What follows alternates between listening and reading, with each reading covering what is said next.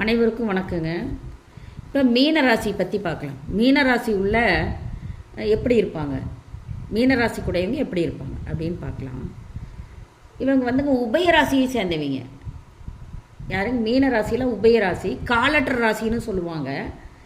எதிரும் புதிருமான மாறுபட்ட கருத்து. நாம் ஒன்று சொன்னால் அவங்க ஒன்று சொல்லுவாங்கன்னு எதிரும் புதிருமா நாம் ஒன்று சொன்னால் அதுக்கு ஆப்போசிட்டாக பேசக்கூடியவங்க மீனராசிக்காரங்க.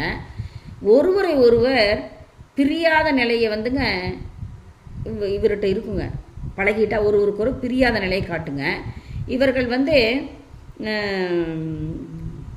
உடை வந்து இந்த உடை விஷயத்தில் வந்து ரொம்ப அக்கறை எடுத்துக்குவாங்க. என்ன சொல்கிறது, ரொம்ப நீட்டாக இருக்கணும் அப்படின்ட்டு எடுத்துக்குவாங்க.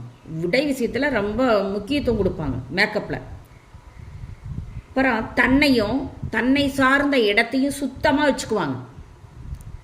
மீனராசிக்காரங்களாம் நோட் பண்ணிங்கன்னா தான் இருக்கிற இடம் சுத்தமாக இருக்கணும். மற்ற இடம் எப்படி கிடந்தா இருந்து தான் இருக்கிற இடம் சுத்தமாக இருக்கணும், தன்னையும் சுத்தமாக வச்சுக்குவாங்க.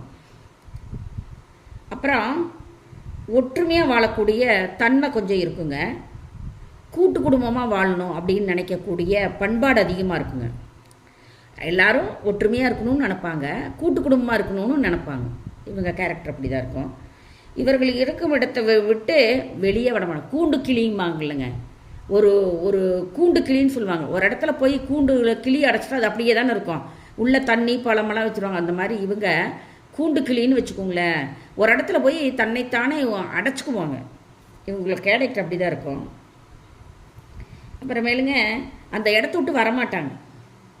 காதல் உணர்வு அதிகமாக இருக்குங்க. அப்புறம் சந்தர்ப்பத்துக்கு ஏற்ற மாதிரி நழுவிட்டு போயிடுவாங்க.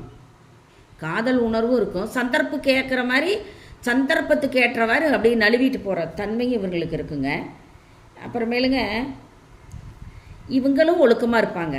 இவங்களை சார்ந்தவர்களையும் ஒழுக்கமாக இருக்க முயற்சி செய்வாங்க. அவங்கள சேர்ந்தவங்களையும் ஒழுக்கமாக இருக்கிற மாதிரிங்க செய்வாங்க.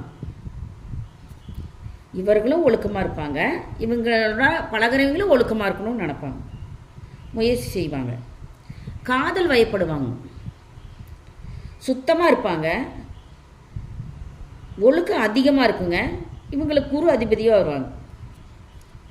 அப்புறமேலுங்க 6, 8, 12 சுக்கிரன் இருந்தால் காதல் கைகூடாதுங்க. இவங்களுக்கு 6, 8, 12 சுக்கிரன் இருந்தால் இவங்க ராசியில் காதல் கைகூடாதுங்க. 5, 7 சுக்கிரன் இருந்ததுன்னா காதல் கைகூடுங்க இவங்க ராசிக்கு. இதுதாங்க முக்கியமான பாயிண்ட்டு.